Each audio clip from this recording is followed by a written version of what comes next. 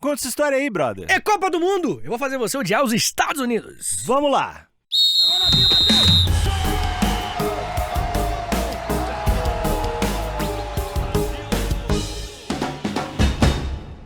Tu é um vitorioso. É, meu nome, né? Vitor. De vitorioso. É verdade. Tu é um vitorioso porque tu tá aqui com a gente. Tu é um guerreirinho.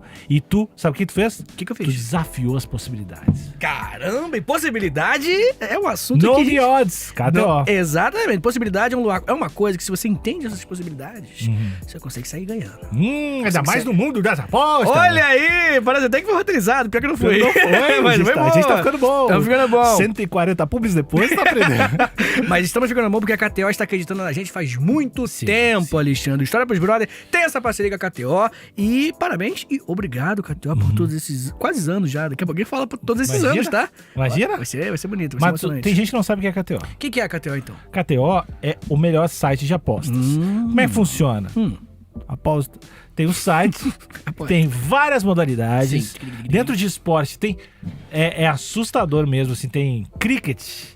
Tem. O mais popular é o nosso futebolzinho, né? Só que o futebolzinho é bom afirmar que não é só Campeonato Brasileiro. Isso. Tem lá o Gauchão, o Campeonato Carioca, o Campeonato Mineiro. Local, né? Mais Isso, do campeonato, Campeonato do Espírito Santo. Tem todos os tipos de campeonato, femininos também. Então tem muitas possibilidades de aposta. É verdade.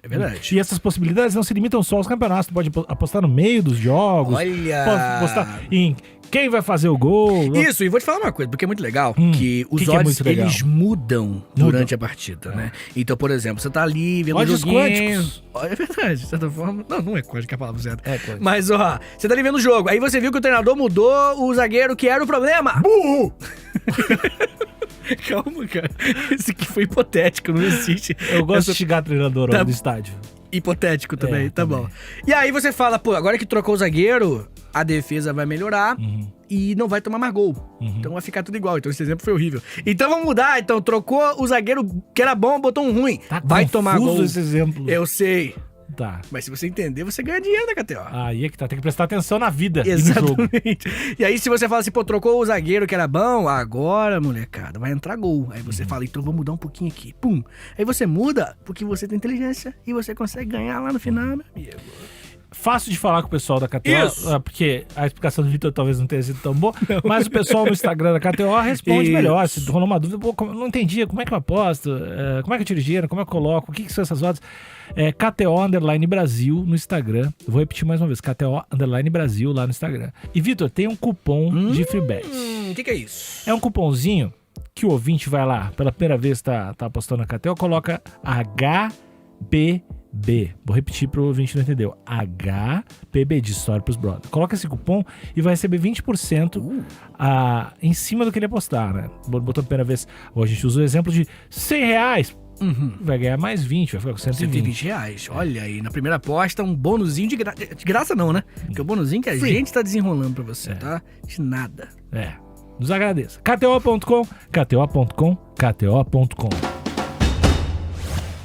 Esse aqui é talvez o mais esperado, né? Vamos ser sinceros. Vamos. O mais esperado do que, Vitor? Mais esperado dessa série incrível que a gente tá fazendo junto com a KTO. Só a KTO pra No apoiar. odds. Pra apoiar a gente nessa. Vamos falar a verdade, né, cara? Bem, obrigado, KTO. Que a KTO tá pondo a gente num projeto interessantíssimo onde nós estamos em clima de Copa do Mundo porque tá chegando. E a Copa do Mundo é o quê? O Brasil degladiando-se. Obrigado pela correção, ortografia importante. Degladiando-se contra outros 31 países pelo mundo. E nós, como excelentes agentes do caos, divulgadores do desespero, soldados do mal, nós estaremos o quê? Divulgando e informando a população brasileira, adoro falar isso, população brasileira sobre coisas horríveis, terríveis, e incríveis, às vezes, que esses 31 países fizeram pela história. Porque a ideia é o quê? É dar munição pra você odiar esses países durante a Copa. E os Estados Unidos é fácil, tão fácil que o ouvinte vai deixar aí nos comentários do YouTube outro motivo pra odiar os Estados Unidos. Deixa nos comentários aí, aproveita à vontade. E já dá o like, repassa pra geral. Quem tá no Spotify, 5 estrelinhas e vamos que vamos. Tanto porque, acho que antes de eu começar, e já começando, uma coisa que é importante é que não tem como eu falar de tudo. Tá, mas tem uma coisa. Tu vai ficar falando mal dos Estados Unidos, eu vou te dar argumentos contra, então. durante o episódio. Tem Vou tentar. certeza? Argumentos contra. Tem certeza? Não, cara, não faz isso não, você vai se arrepender. O Nica não sabe. É, né? eu não sei. Eu acho que é importante que a pessoa que não conhece, o Nica não sabe o que eu vou falar. Porque às vezes a pessoa pensa que a gente tá, né, debatendo junto. Não, o Nica não se preparou. Eu vou defender. Não defende não, cara. Tem coisa horrível. Shrek! Não, Foi o Shrek? Foi o quê? O Brasil que foi o Shrek? Não. O Japão? Não, Foi Nick. eles? Não, Nick, não. Confia em mim. Não faz isso, não. Eu gosto de Shrek. Tá bom. Mas olha só, deixa eu falar com você.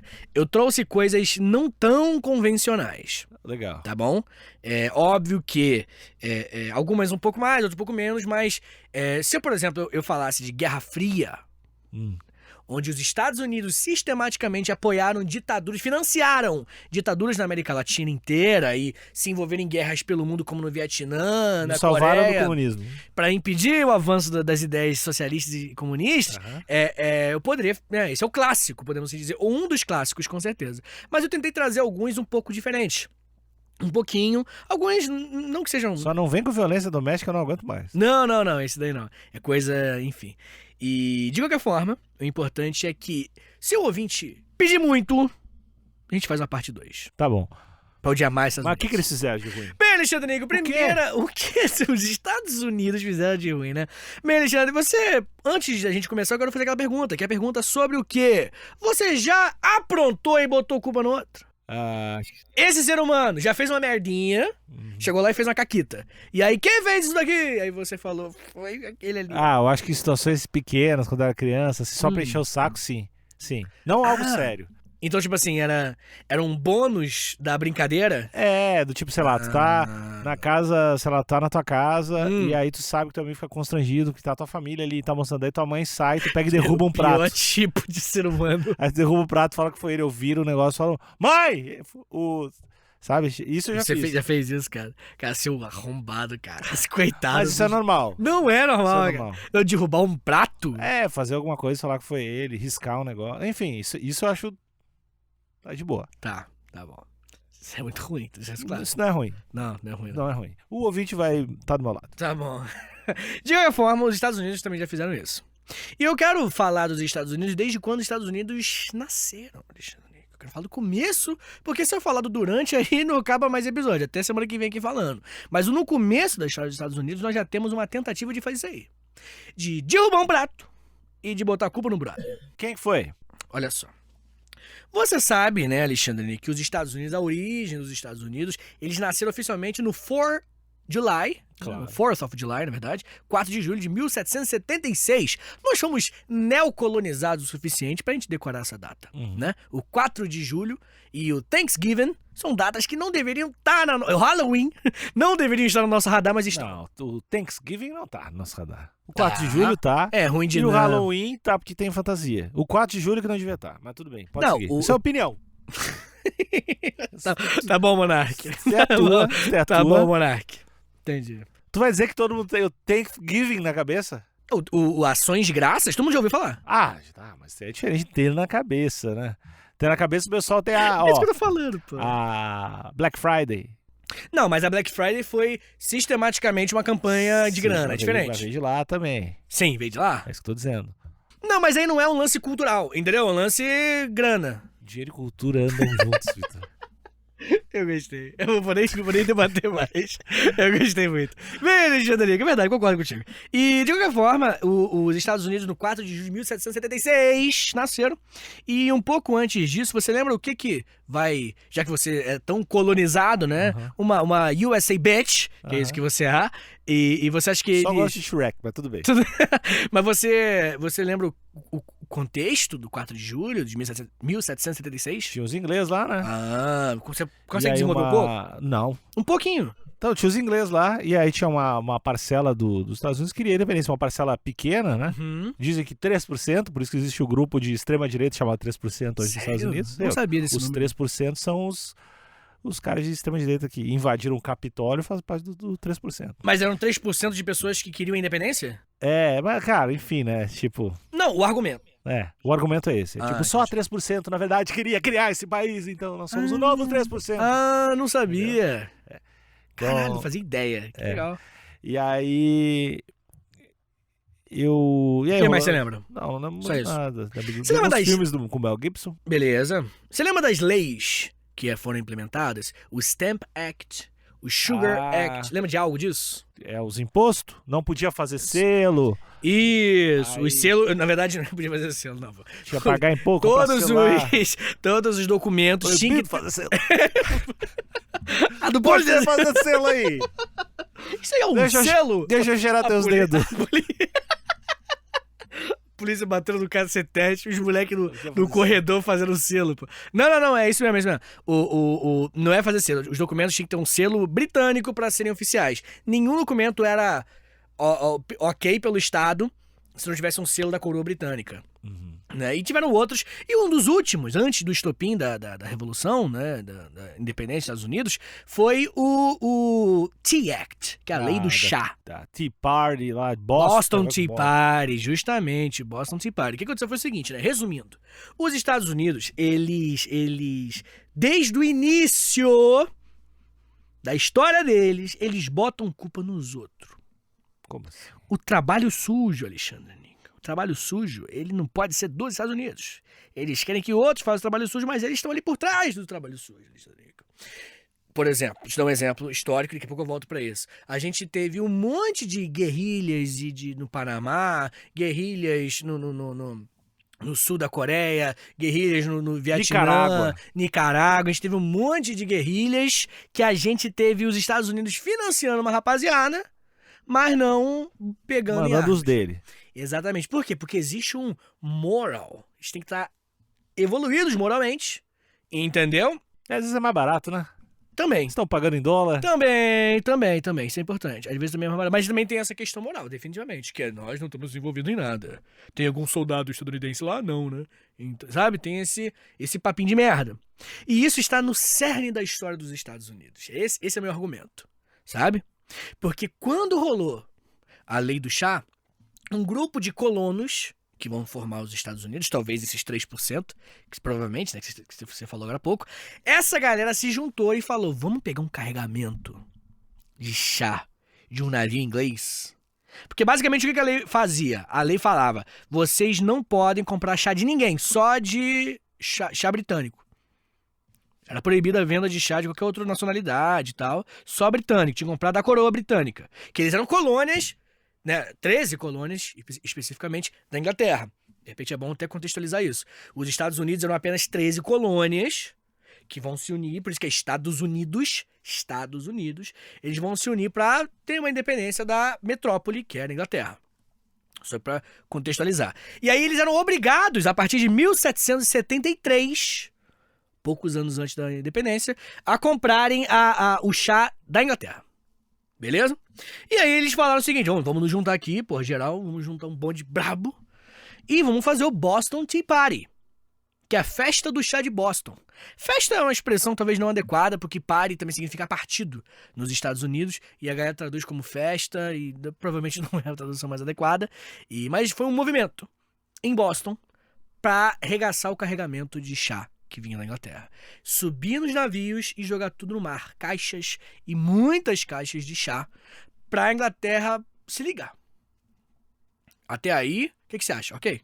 Tô junto. Concordo. Eu estaria lá empurrando o chá. Exatamente. Só que aí alguém teve uma ideia.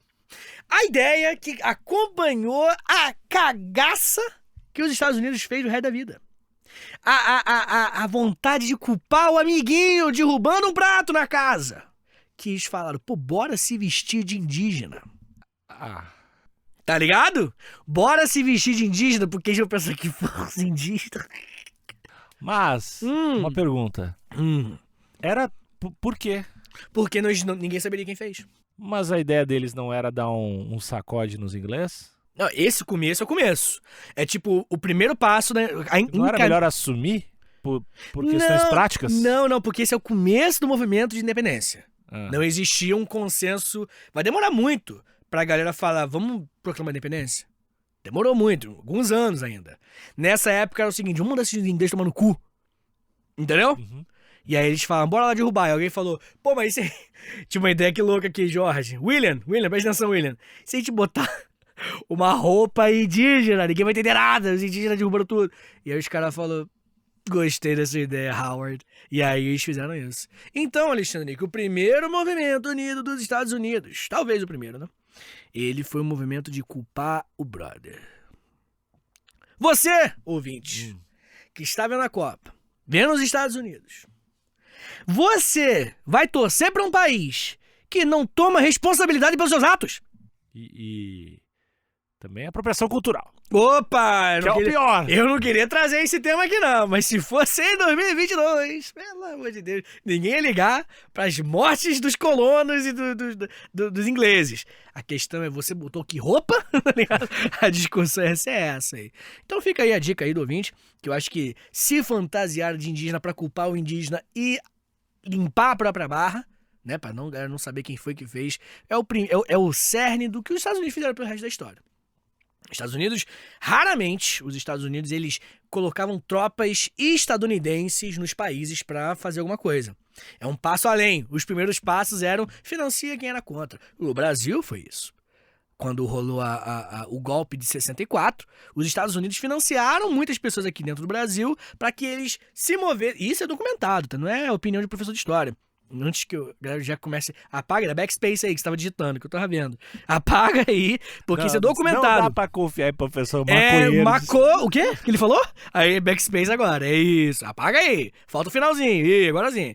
Apaga tudo porque isso é documentado. Tem hoje nos Estados Unidos, se eu não me engano, desde 2000 e pouquinho, tem uma lei lá de top secret, que alguns documentos eles têm um limite de anos, né? E acabou o tempo de top secret, e agora, tipo, igual o Bolsonaro faz, pô, de 100 anos de... Sigilo, isso. Quebrou o sigilo. Quebrou o sigilo porque acabou no tempo. E os Estados Unidos, eles têm ligações do Lyndon Gordon, que é o embaixador aqui no Brasil dos Estados Unidos, falando com o Kennedy, aquele queridinho teu lá, falando, os militares aqui não gostam do João Goulart não, e o João Goulart é meio esquerdalha. E aí o Kennedy fala, tu apoia esses filhos da puta aí mesmo. Encosta dá um pix pra eles. Ele faz um pix brabo aí pra esses moleques, os moleques são bons, entendeu? Então rolou um apoio sistemático. Fora a Operação Brother Sam, por exemplo, que foi uma operação onde teve navios estadunidenses prontos para caso o Jango resistisse ao golpe. Entendeu? Quando teve o golpe, em 64, se o Jango resistisse, os Estados Unidos tinham navios. Inclusive, muitas pessoas argumentam, aí é o se, né? O se não é mais história, é fofoca. Que o Jango sabia disso. E por isso que ele não resistiu. É fofoca, né? Sim. Bem, Alexandre, começamos aqui um pouquinho, né, cara? Falar sobre como que os Estados Unidos tentaram culpar os indígenas, os colonos estadunidenses, e limpar a própria barra. E eu quero falar um pouquinho mais de indígena. Porque essa temática... Porque os Estados Unidos fez tanta merda que essa temática às vezes é esquecida, na minha opinião. E os números são avassaladores. Os números são surpreendentes. Os Estados Unidos, pra quem não lembra, como eu já falei, foram 13 colônias, era uma tripa! Uma tripinha ali no Oceano Atlântico. Tá ligado? O Oceano Atlântico, lá em cima, no norte, a partezinha assim, uma bananinha. Parecia uma bananinha de país, de estados independentes que se uniram em 1776 e se tornaram os Estados Unidos da América. Bonitinho, parabéns aí. Só que se você olhar o mapa hoje, vai no Google Earth e digita lá Estados Unidos. Você vai ver uma chapoca de país. Você fala, opa, peraí, tem uma coisa errada. Como é que aquela tripa virou uma chapoca? E a resposta, tem algumas respostas, dentre elas, genocídio indígena. Teve muito indígena que foi como é que é a palavra? Foi... Morto! A palavra não era essa, mas foi morto. Foi morto e com aval estatal. O governo falou, você mete um memorando mandando matar indígena, entendeu? Foi esse nível, assim. Porque uma coisa é ter grupos que fazem coisas, atrocidades, cometem atrocidade, e é bizarro, ok. É bizarro. Outra coisa é o Estado bater um carimbão e vai lá e mata indígena. American Way of Life, tá ligado? Tipo, foi isso que aconteceu. E aí o que aconteceu? Quando rolou a expansão para o oeste, tá ligado? Que sabe aqueles filmes de Velho Oeste? Esses filmes, eles retratam justamente esse período onde o leste, que é onde nasceram, pro ouvinte que tá me vendo, é pra lá. O leste, eles, pra dominar o oeste, chegar até a Califórnia, que é lá no Oceano Pacífico, eles tiveram que dominar muitas áreas.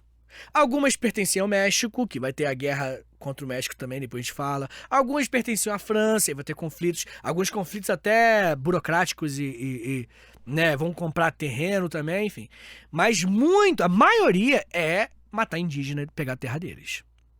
Sabe aqueles filmes de Velho Oeste onde o cowboy, ele vai lá e tem o forte Apache, e aí e os indígenas são tratados como os cara do mal que pegou a menina? É uma justificativa pra, entendeu? Tipo, criar esse imaginário de Tamborzinho aquele. Isso, é pica-pau. Pica-pau era bom. Pica-pau, eu adoro pica-pau. Pica-pau tinha muito disso. E esse contexto é o contexto de dominação, de expansão para o oeste. Tá ligado?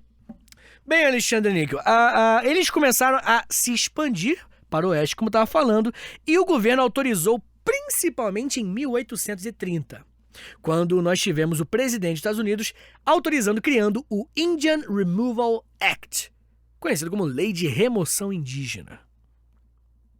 Como é que se remove algo? Tá ligado? Basicamente a ideia é pegar todo mundo que tava lá e pode remover.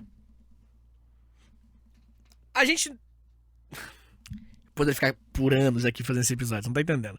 A gente tem esse costume de procurar moralidade nos nossos atos, ética por trás dos nossos atos. Comprar um terreno Não tinha um lance de cristianismo, não tinha um lance de... Tinha, eu vou chegar aí, Devia tá na religião, não é gente, né? Tinha, definitivamente. A questão, Nick, é o seguinte. Eu já falei isso nesse podcast e vou repetir, porque ser redundante às vezes é necessário quando o povo é burro. Que é o seguinte... Foi pra você, né? Não, alguns. Foi pra você. Tem uma galera que às vezes esquece coisas muito fundamentais da vida. Se eu roubar o seu celular hoje, se eu roubar Vem tentar. o teu... Não, o celular não é um bom exemplo. Se eu roubar um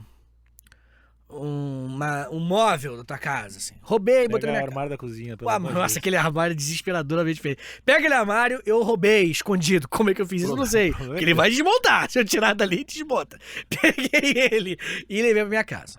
Daqui a 100 anos, sabe Deus como aquilo resistiu por 100 anos.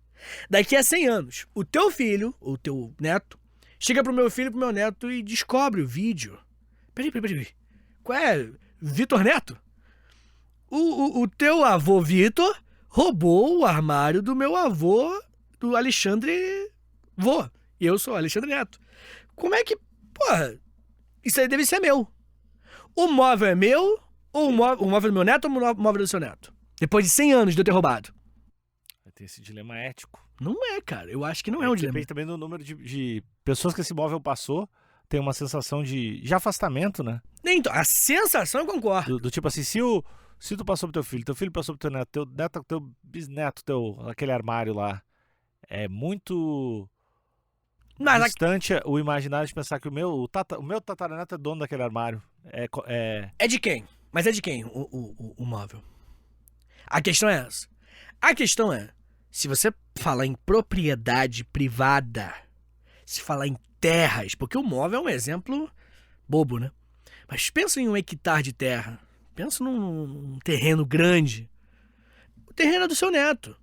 Porque o Estado reconhece, entendeu? Com dar uma carimbada falando, isso aqui é do Alexandre Níquel. Então é do seu neto, não do meu neto. Porque eu roubei. Entendeu? A propriedade privada, ela, se você for voltando pro passado dela e voltando, você chega a uma frase de um anarquista chamado Proudhon, que é: a propriedade privada é um roubo. É que antes, eu acho que bem antes, né, quando tinha, sei lá, um registro do estado de esse terreno é meu, lá em, sei lá, em 1400 e nada, tinha muito lance de chegar, invadir, pegar, o outro pega e invade o outro. Então... E aí?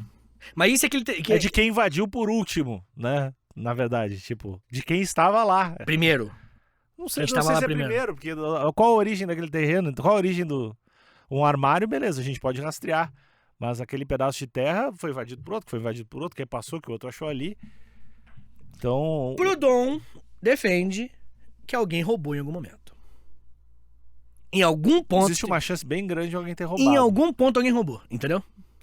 É bem provável. É o argumento dele. É bem provável. E os Estados Unidos é um exemplo de, há menos de 2 séculos, alguém roubou. Há menos de 2 séculos, os europeus foram para o oeste, dominaram, primeiro que já dominaram aquelas 13 colônias lá, já invadiram aquelas 13 colônias. Se não me engano, no século XVI ainda, ou século XVII. E quando eles começaram ali e dominar e expulsar os indígenas com a lei de remoção de indígena, em 1830, eles dominaram aquela região que tinha pessoas ali usando e vivendo. No fim, a origem da propriedade privada dos Estados Unidos, e desse exemplo serve para o mundo todo, mas dos Estados Unidos, que eu tô falando agora, é o roubo, cara. A minha discussão aqui é o seguinte, presta atenção, não é sobre a prática... A gente já teve essa discussão uma vez num há muitos anos. restaurante. Tivemos? Tivemos. Não lembro. E a gente chegou em qual Era sobre pedágio, lembra? Tu acha que um indígena tem direito de cobrar pedágio? Lembra? Ah, sim.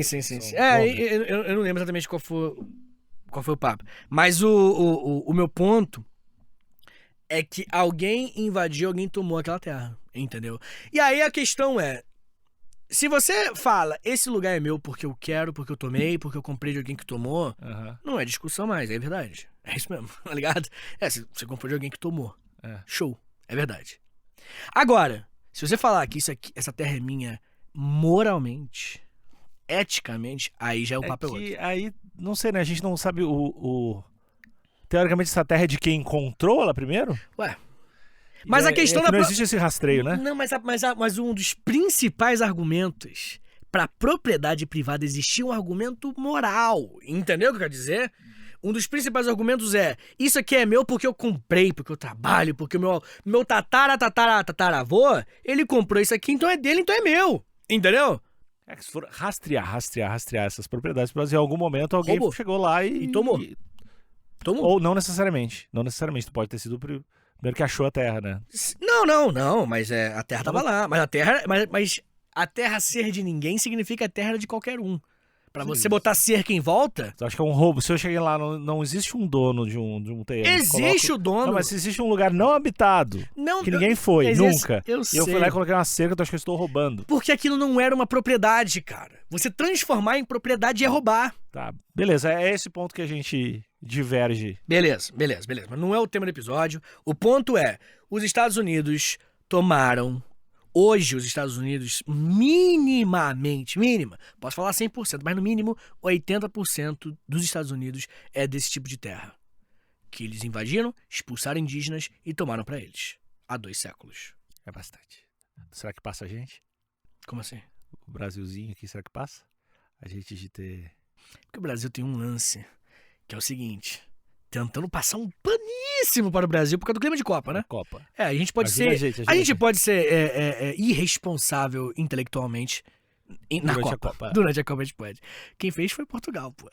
Tá ligado? O Brasil era colônia. Tá ligado? De 1822 pra frente, aí te julga. É culpa nossa. Aí, mais ou menos porque era monarquia. Então não era a República Brasileira. Então também não era tão nossa assim. Era do Dom Pedro I e do II. Dois europeus, tá ligado? Passando muito pano aqui, obviamente. Aqui é pela piada, pelo amor de Deus. Mas, né, novamente. Como eu tava falando com você, essa lei de remoção indígena, ó, eu tenho aqui anotado bonitinho. Em 1820, 125 mil indígenas que viviam a leste do Mississippi foram removidos do seu local de origem. E em 1844, 30 mil que viviam naquela região foram removidos também. E por que eles foram removidos? Porque os fazendeiros queriam um lugar pra eles. Então... é isso aí. Isso aqui vai ser o nosso... É o velho e bom foda-se. Quando Rousseau escreveu que a origem da desigualdade entre os homens é a propriedade privada, ele foi chamado de maluco. Mas alguns séculos depois, você tem aí... continua sendo chamado de maluco. Continua, tá maluco? Porque teve de ouvinte tremendo, pensando, terreno do meu pai. Meu pai tem um terreninho lá em Taubaté. Tá parado, eu falei pra ele vender ou fazer um sobradinho. Eu vou ter que morar lá pra ocupar. Eu vou ter que largar a faculdade. O que teve de ouvinte. Mas cara... O tio acha que o terreno não é do seu pai. Não, moralmente não. Não é. Moralmente não é de ninguém. A questão é essa. Minha discussão não é sobre, tipo assim, você ocupar. Não, você pode ocupar, você pode é teu e tal, porque o Estado, ele te dá um carimbo, entendeu? Olha como é que é frágil. E o meu ponto é esse, é frágil. Não é... É porque essa galera que fala de origem, meu tataravô tinha propriedade privada. Essa galera fala de moralidade quando, por exemplo, movimentos sociais invadem essas terras. Entendeu? A questão é que é tão frágil aquela terra ser tua quanto o movimento invadir, pô. Tão frágil. A minha discussão é sobre essas falsas fundações sociais que tentam dar um ar superior moralmente sobre as coisas. Amigão, nada é de ninguém. Eu acho que eu só discordo no superior moral. Aí, mas você não acha que o argumento é esse? Não sei qual é o argumento. Não, peraí. Tudo é um pedaço de terra, que aí alguém chegou antes, o outro roubou do outro na mão, vai lá, mentir, invadiu o cara na quadra. Aí quando decidiram, vamos botar uns carimbos e anotar, aí foi passando de um pro outro. Isso aí. O Estado, o governo, é o que garante que teu pai tem aquela terra no interior de Taubaté. Voltando pro armário da cozinha, é tipo como se eu tivesse já roubado esse armário da cozinha de outro. Isso. É isso aí. Aí tu vai dizer, aí o meu neto vai dizer que moralmente o armário é meu. Aí você fala, amigão, quebra. Beleza. O Alexandre a partir de começaram a emitir nota, tá no Vitinho. É isso. É essa a conversa. É isso aí. Então a gente tá concordando nisso. Sim, mas você sabe o quanto que isso é papinho de comunista do caralho, né? O que eu tô falando. Ah, tá. O meu argumento que você concorda, deixa eu deixar claro aqui. O argumento que você concorda de que não há essencialmente propriedade privada. Entendeu o que quer dizer? Esse é o papo, pô. Eu acho que há.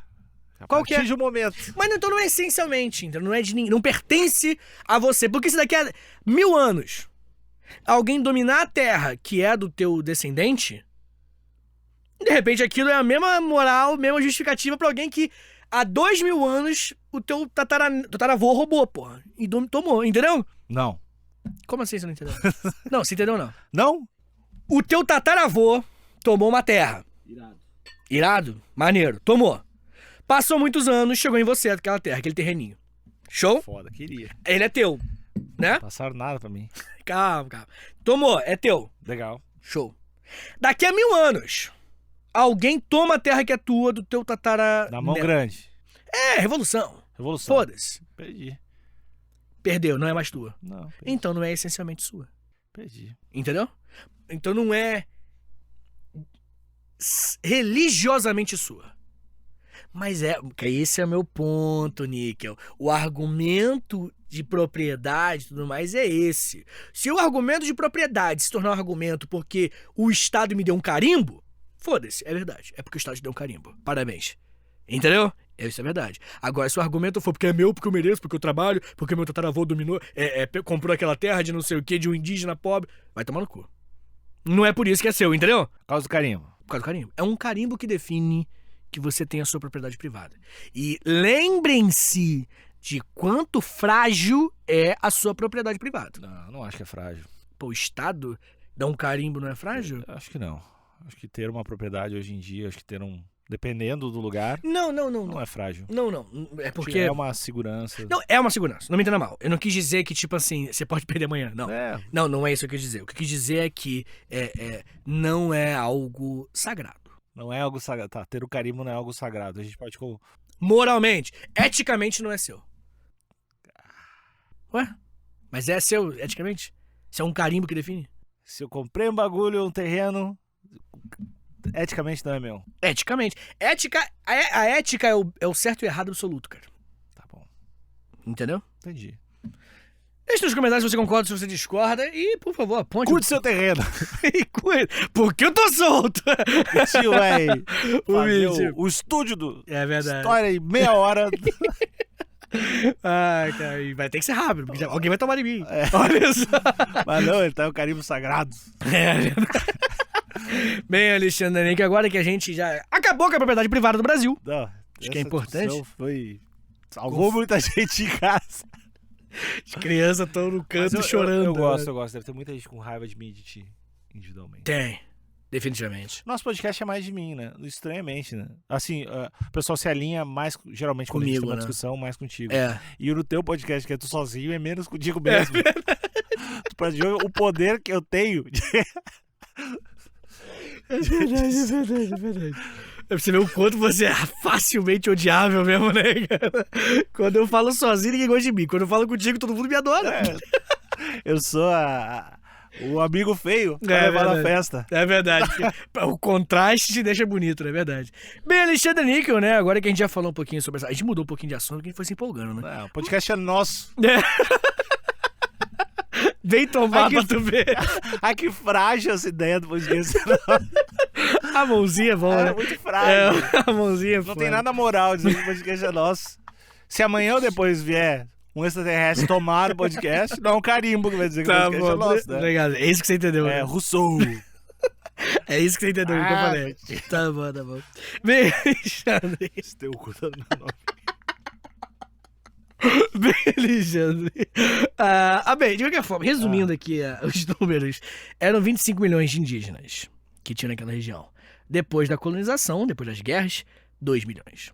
Diminuiu. Se pá. Muita gente fala que, tipo assim, não, o maior genocídio aí da história da humanidade. Tem um brother chamado Ward Churchill, dos Estados Unidos, né, mesmo, estadunidense, da Universidade do Colorado, que ele fala que é o massacre mais prolongado e o genocídio mais longo que a humanidade já registrou. Bem... Você torcendo pros Estados Unidos na Copa. Não, o ouvinte tá, né, falando de Thanksgiving. Eu adoro Thanksgiving, a cultura americana. Ele tá falando, adoro a cultura americana, Friends. Eu adoro Friends. Friends é bom. Eu adoro Friends. Ninguém sabe que existe o movimento do ódio ao Friends, né? Não é, não. Vai desgraçado. É mesmo. Agora só vê Glauber que fala isso. Bem, Vitor, eu quero comemorar o Valentine's Day. É bom demais. Valentine's Day, Vitinho. Isso aí já viu, né? Cara, eu vou te falar uma coisa. Posso compartilhar algo que me deixa um pouco puto, assim? Você sabe disso, pô, que eu tô falando como se não soubesse. Que é a pessoa que corrige sotaque, velho. Porque, tipo assim, às vezes eu falo... É que tu não odeia quem corrige sotaque. Tu odeia quem corrige sotaque pra se sentir melhor. Tem uma diferença. Não, eu acho que eu odeio quem corrige sotaque. Todo mundo? Porque, pô, se você entendeu, cara. Tipo, whatever. Exatamente. E aí, tipo assim, pô, o Vitor fala muita coisa em inglês, mas quando vai falar em chinês não pronuncia certo.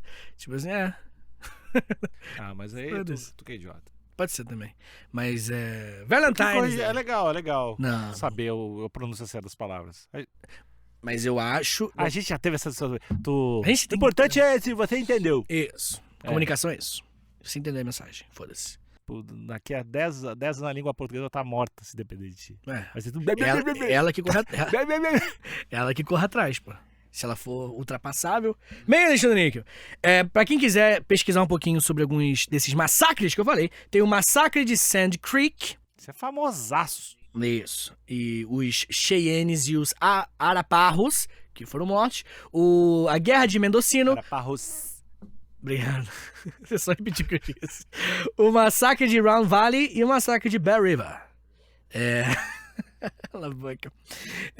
E tudo isso. E fora assim, eu acho que vale a pena trazer alguns dados um pouco mais específicos, como por exemplo, os Estados Unidos, eles deram cobertores infectados com varíola em 1837 em alguns povos indígenas. Isso é muita maldade. Isso é tipo outro nível, assim. Em vários povos, como por exemplo, os Mandam, Aricaras, os Cree e os Blackfoot. Eles todos... E também impediram vacinação, enfim. Outro nível de maldade, assim. Bem, Alexandre Níquel também tem um lance que é interessante, que é o massacre de Wounded Knee. Ele aconteceu em 29 de novembro de 1890 e os 20 soldados que participaram e mataram muitas pessoas foram condecorados com medalhas de honra. Então, vê aí o que é honra pra você também. Mas, Alexandre, falemos de indígena. Falei sobre o quanto que os Estados Unidos odeia o povo indígena, né? E os Estados Unidos enfim, hoje é um país onde você não vê uma participação indígena tão forte como no Brasil também. Né? Outros países latino-americanos têm uma presença indígena mais forte, né? O México, o Peru, e os Estados Unidos não é desse caso, o Brasil também não é, mas os Estados Unidos têm um lance que o Brasil não teve, pelo menos não tanto, que é uma guerra civil desgraçada. E aí eu queria falar com você acha que é algo...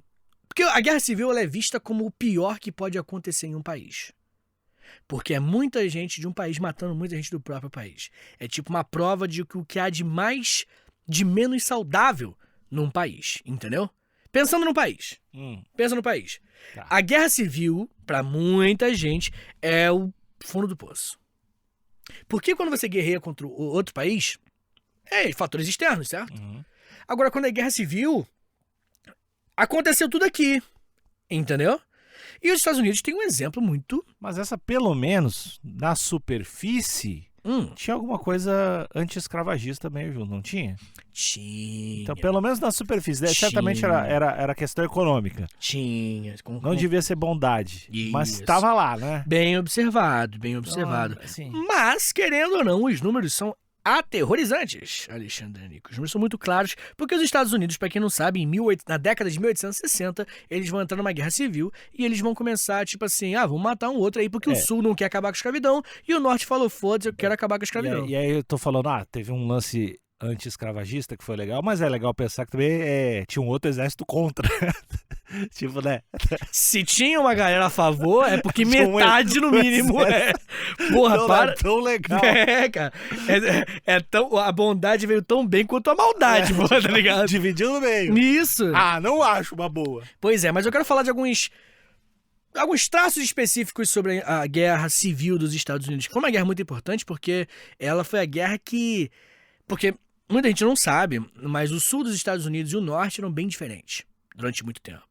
O sul era um modelo bem parecido com um modelo brasileiro, inclusive de colonização, que era de monocultura, de latifúndio, mão de obra escravagista pra caralho, né? Pessoas africanas sendo trazidas pra trabalhar como escravos aqui na América, nos Estados Unidos. Como aconteceu no Brasil, era bem parecido. Agora, o norte era outro projeto.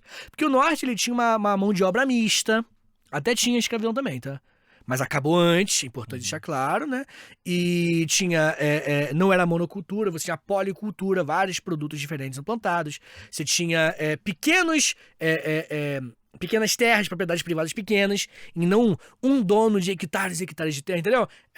São dois modelos de países. E na década de 1860, esses dois modelos conflitaram. E não... Certamente isso aconteceu. Mas...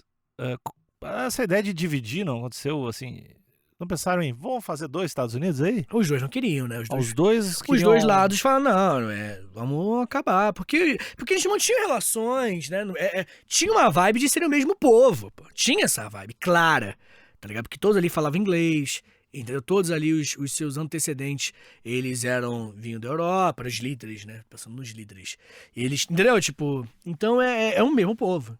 As 13 colônias eram o mesmo povo. Tanto porque era o mesmo país, pô. Tá ligado? Era os Estados Unidos já. Já era os Estados Unidos. Desde 1776 já era os Estados Unidos. Tipo, 100 anos quase antes e já tinham mas guerra é guerra. O que eles fizeram de errado? Bem, algumas coisas. Mas eu vou trazer alguns dados que normalmente não são tão tratados. Como, por exemplo, eu vou trazer pra você o campo de concentração. Olha que interessante. Tiveram vários campos de concentração nos dois lados na guerra. E... aproximadamente... Tipo assim, pra pegar soldados de guerra? Isso, pegar a galera do norte e campo no sul pra trabalhar, escravizando os caras praticamente, né? 409 mil pessoas. Eita! Passaram por campos de concentração durante a Guerra Civil. Quase 500 mil de pessoas. Mas calma. Confuso esse lance de guerra civil, né? Porque tu deve ter parente de outro lado, tu deve... Fala o mesmo idioma, como é que tu vai ver que o cara é adversário? Deve ser... Pois é. Enfim. No mínimo, foi um momento traumático. No mínimo, foi um momento traumático. Tu acha que vai acontecer no Brasil? Uma guerra civil? Difícil falar o que vai acontecer, né? Professor de história. Chegou lá, né? Profunda essa frase. É inteligentíssimo. Mas a certeza de que chegaremos. Mas, amiga, não, é porque...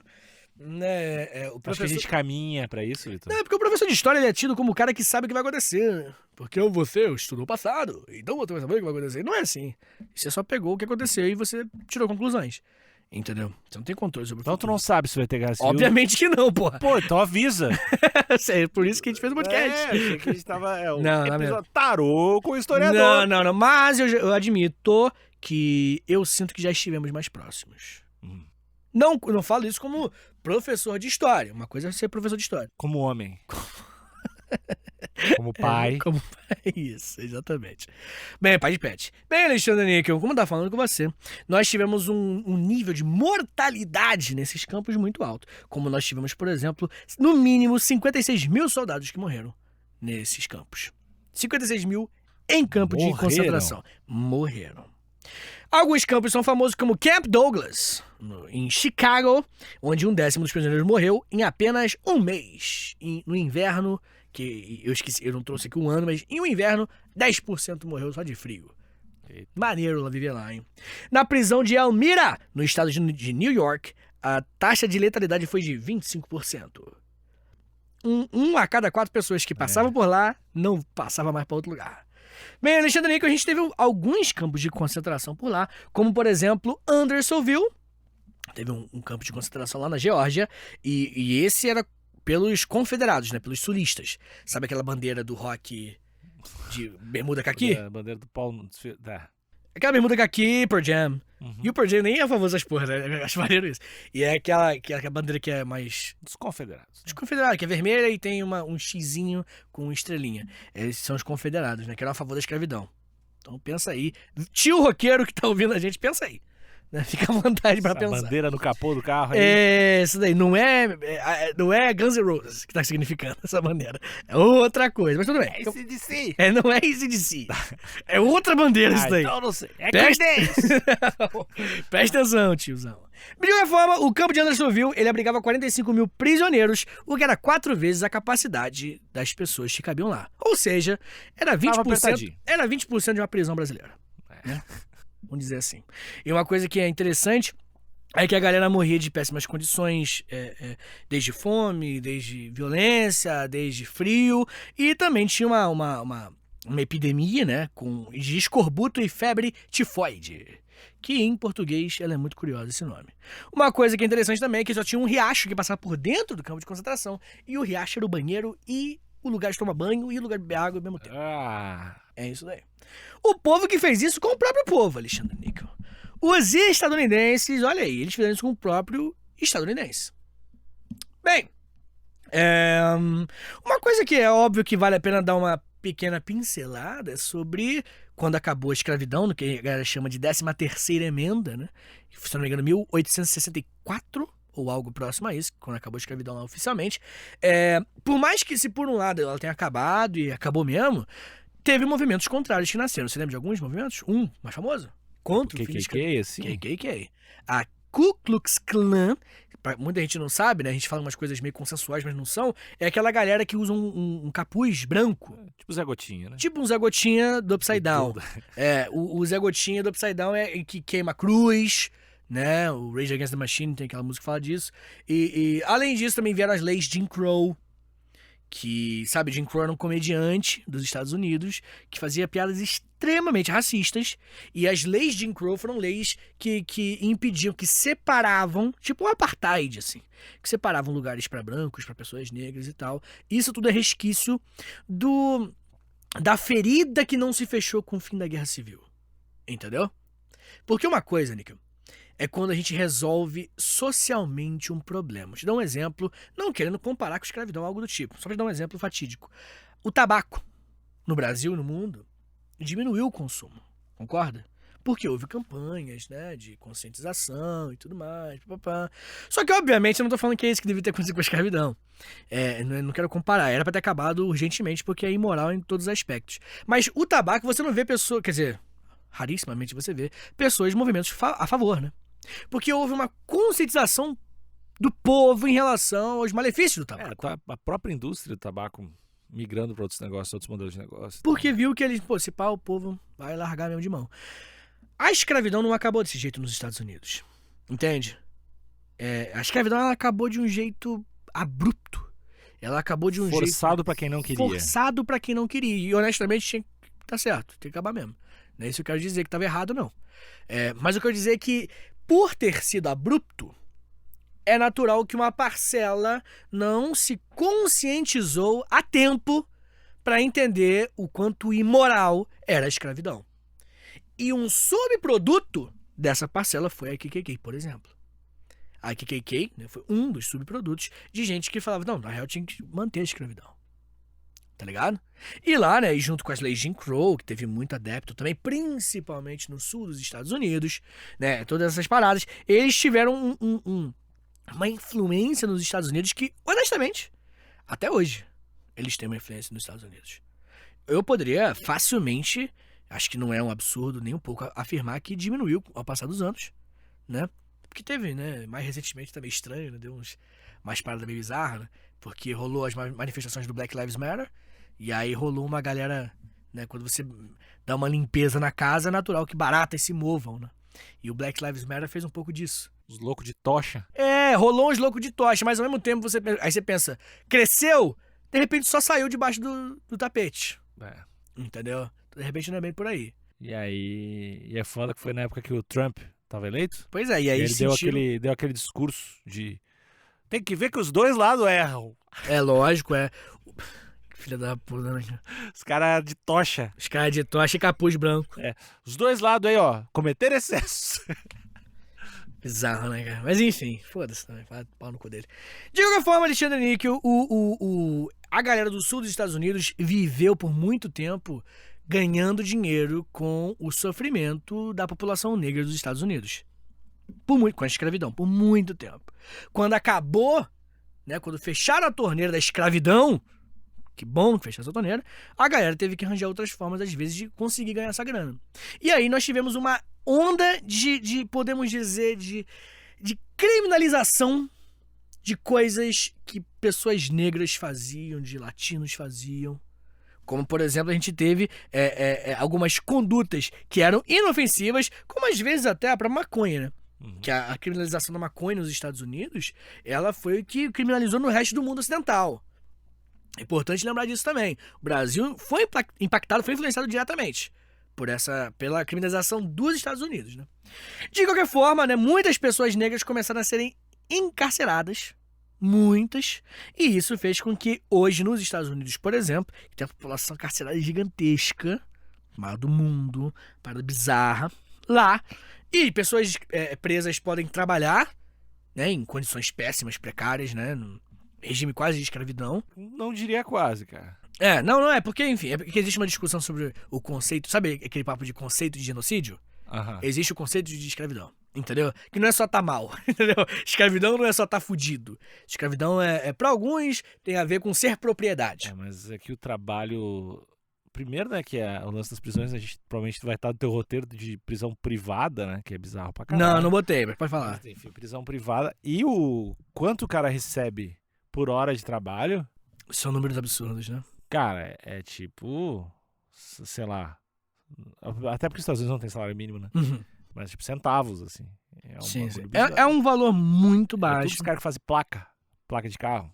Pois é, lá a mão de obra...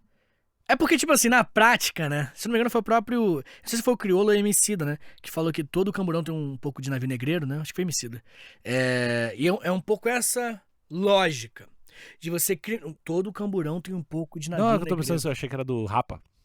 Será que é o Rapa? Eu tô viajando? Eu não sei, eu posso ter errado, mas eu acho que é a música do Rapa. É um dos três. É uma música. É uma música. É uma frase. De um brasileiro. É uma frase, eu sei que é. Eu sei que é uma frase. Mas de qualquer forma, o lance é justamente esse, né? Tipo assim, escravidão acabou. Mas se a gente criminalizar coisas de pessoas negras, pobres, a gente vê que a gente consegue ainda usar a mão de obra dessa galera.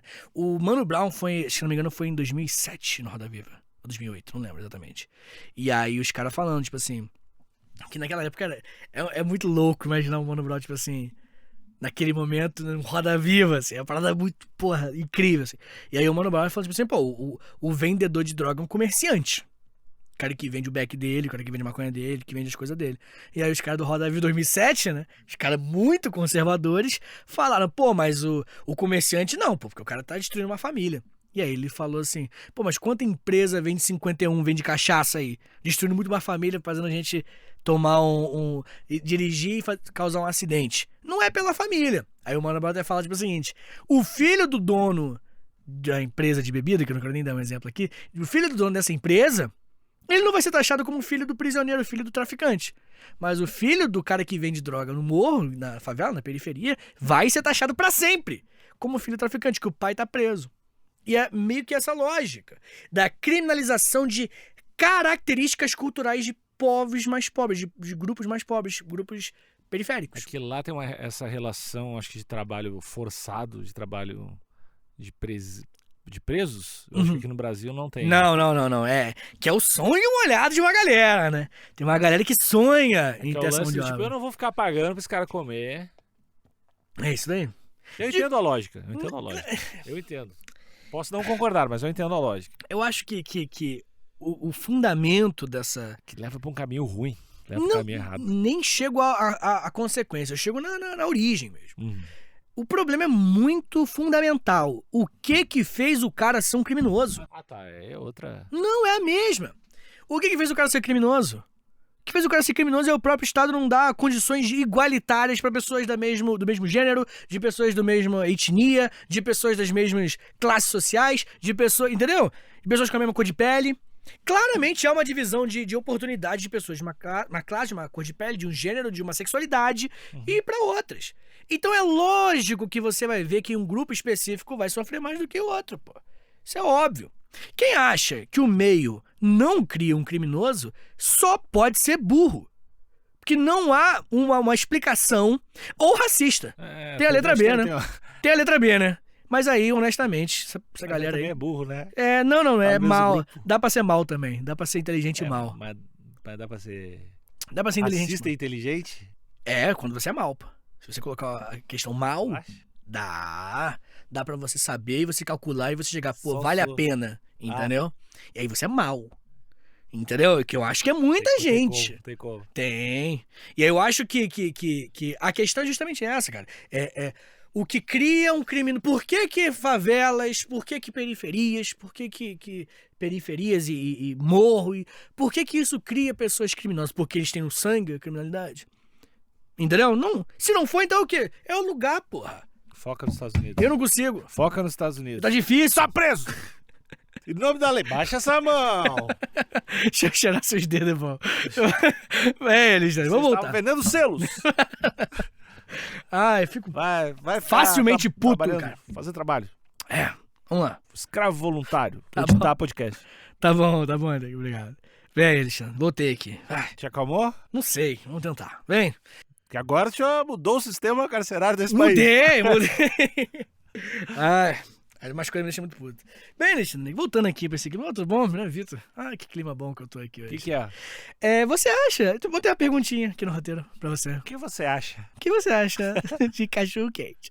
Não, olha só. Pipoca é bom? Não, olha só. Você acha que alguma guerra é justa? Ou alguma guerra tipo... Tem guerras que você fala... Guerra... Tá certo em ter essa guerra. Ou você acha que toda guerra é imoral?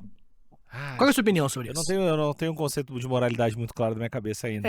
Ainda é foda pra caralho. Tô formando. Menino Ney.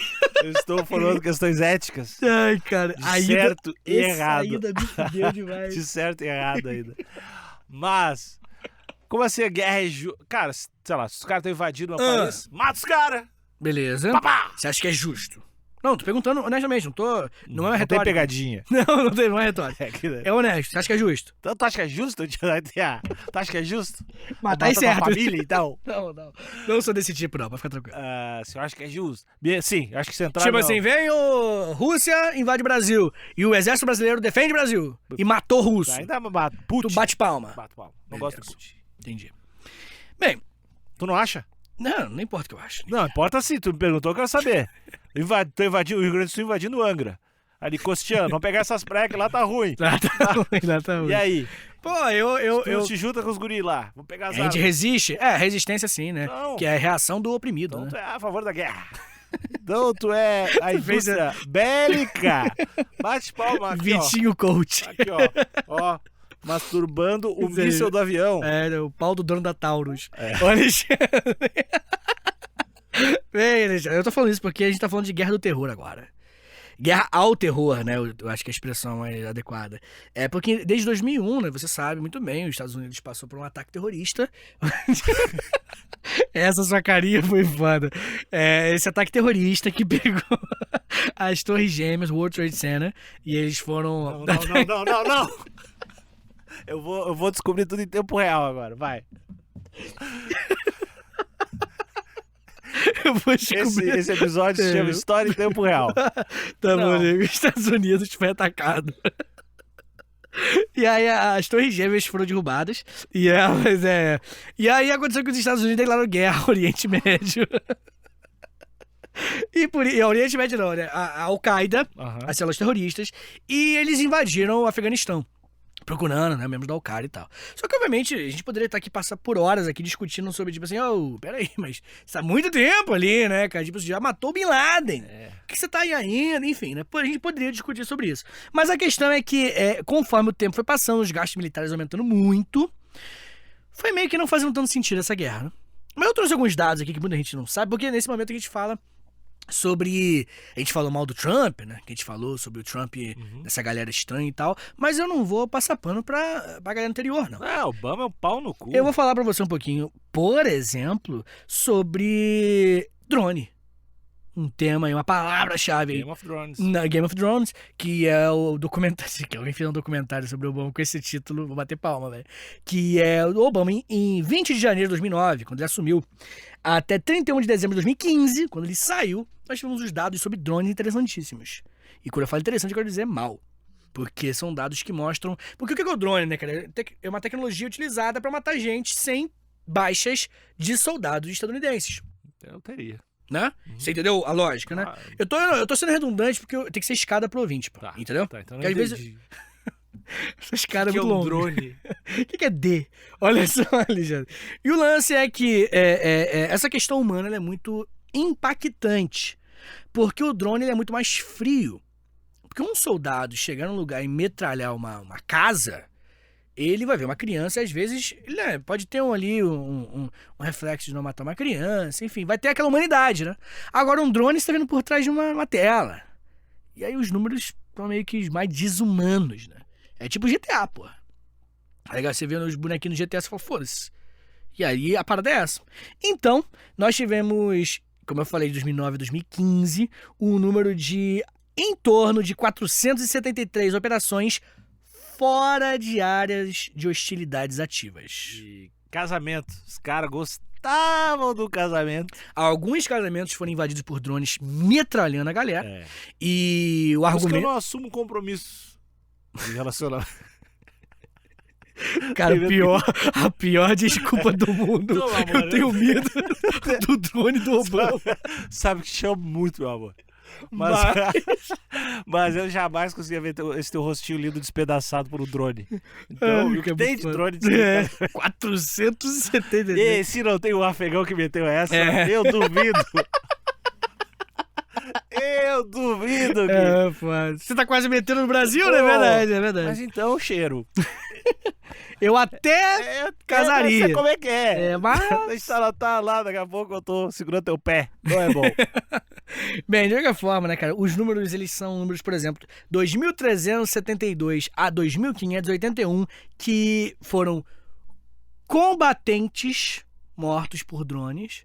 E essas aspas são extremamente questionáveis, porque não há uma triagem, não há um julgamento democrático pra ver se aquela pessoa...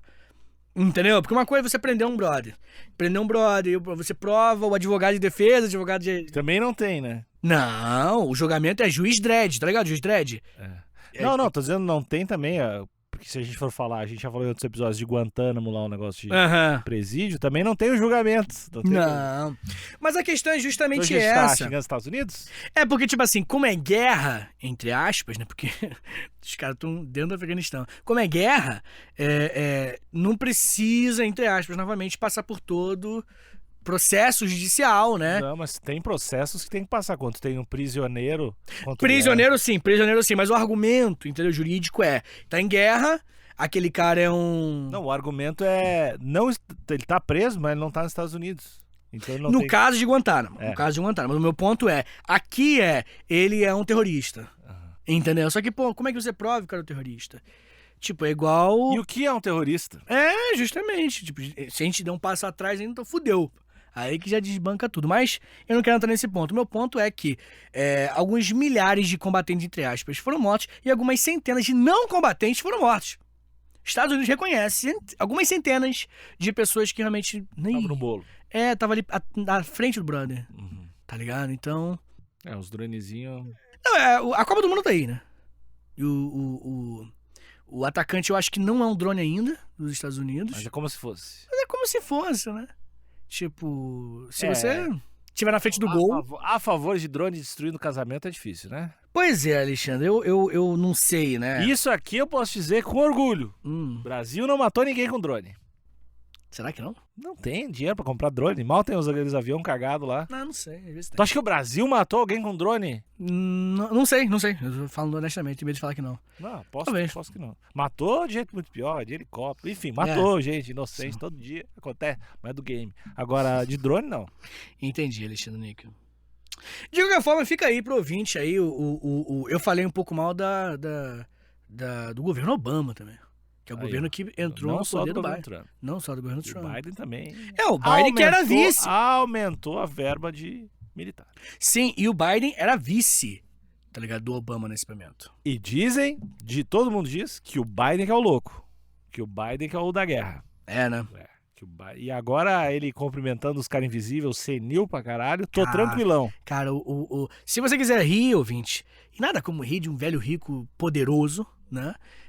Você faz uma pesquisa aí sei lá, bloopers, não sei como é que seria, mas os micos que o Biden paga, ele cai de bike, apertando a mão do cara 2 vezes, porque ele acabou há 3 segundos atrás, ele apertou a mão do cara, ele esqueceu e apertou de novo. Ele esqueceu a palavra Deus também. Aquele negócio lá. É muito foda, ele tá doidinho, esse cara. É o cara que mais tem poder no mundo.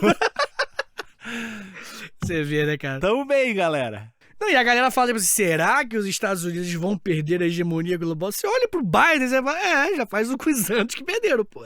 Tá ligado? O mundo mudou, cara. Hoje o mundo, quem manda no mundo é a Ásia, velho. O continente asiático. É isso aí, filho. Não, acho que ainda não, mas tudo bem. Tá bom. Não tem dinheiro ainda, tanto. Se eu fizer Shrek. Esse é o critério de vitória. Shrek é muito bom, tem que admitir. Shrek eu adoro Shrek, Tá bom, Nico? Gostou do episódio? Eu trouxe coisas diferentes. Gostei. Tentei não trazer coisas convencionais sobre pra odiar os Estados Unidos, mas se o ouvinte pedir muito, eu trago mais. Faz uma parte 2. Motivo pra odiar os Estados Unidos tem vários. E Shrek só tem 3, né? Nico, é isso daí. Motivo pra odiar os Estados Unidos tem vários, Shrek só tem 3. Níquel Alexandre 2022. Essa é boa. Preto e branco. Gostei da forma. Mãozinha assim. Pensei muito. Essa frase é muito foda. Isso vai do capítulo moral e ético do meu livro. Bom demais. O que é seu, o que não é seu, o que é pertencente? O documento do governo? Meu pai roubou de um indígena. Shrek. Mistura tudo, tá ligado? Meu pai roubou o Shrek 2 de um indígena. O DVD é meu? Então é isso, Alexandre Níquel. Esses são belos motivos pra você odiar os Estados Unidos. Tchau. Valeu!